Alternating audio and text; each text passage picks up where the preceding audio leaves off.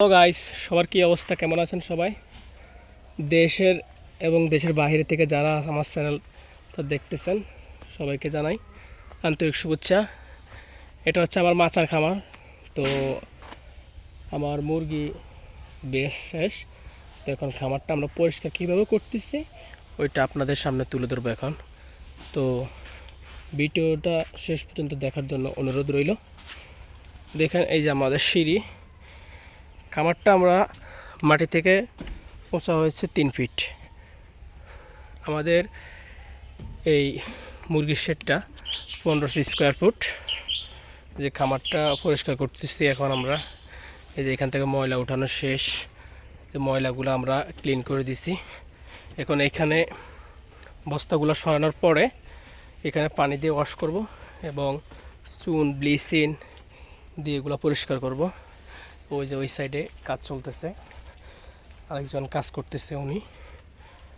এটা হচ্ছে মূলত শীতকাল, তো শীতকালে মাছের খামারে আমরা বেশিরভাগই বস্তা দিই, চটের বস্তা বিছিয়ে এরপর লিটার দিয়ে এরপর আমরা মুরগি পালন করি। এর মূলত প্রধান কারণ হচ্ছে যে শীতকালে শুধু মাছের খামারে করলে হবে না, মাছের মধ্যে পাললে হবে না, কারণ এর জন্য ঠান্ডার খুব সমস্যা হয়। এর জন্য আমরা এখানে ব্যবহার করছি লিটারটা কীভাবে ব্যবহার করছি দেখেন। প্রথমে আমরা আগে বস্তা দিয়েছি, একটা পলি আছে পাতলা তলায়, এরপর বস্তা আছে, বস্তার উপরে লিটার। দেখছেন, দেখেন আপনারা। আমার মুরগিটা কালকে বিক্রি করা শেষ, তো এখন আজকে আমার খামারটা পরিষ্কার করতেছি। এই যে আজকে এই খামার বয়স বেশি না, মাত্র 1 মাস নতুন খামার।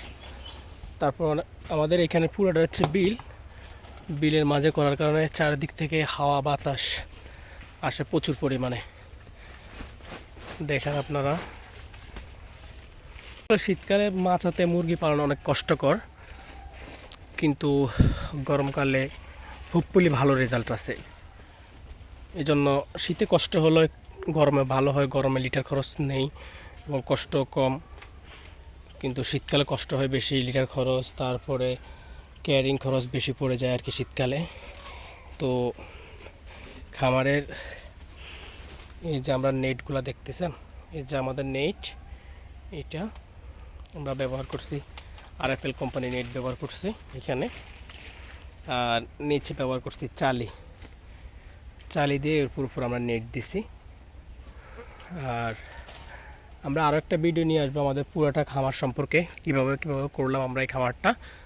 তো আমার ওইসব ভিডিও দেখার জন্য সবাই চ্যানেলটা সাবস্ক্রাইব করে রাখবেন। আমার পরে যেসব আপডেট ভিডিও দিব ওগুলো দেখার জন্য সবাইকে অনুরোধ জানালাম। সবাই আমার চ্যানেলটা সাবস্ক্রাইব করে পাশে থাকা বেল আইকনটি বাজিয়ে দিবেন। আমার পরবর্তী ভিডিও হচ্ছে যে করব খামার সম্পর্ক নিয়ে। তো সেই পর্যন্ত সবাই ভালো থাকবেন আশা করি।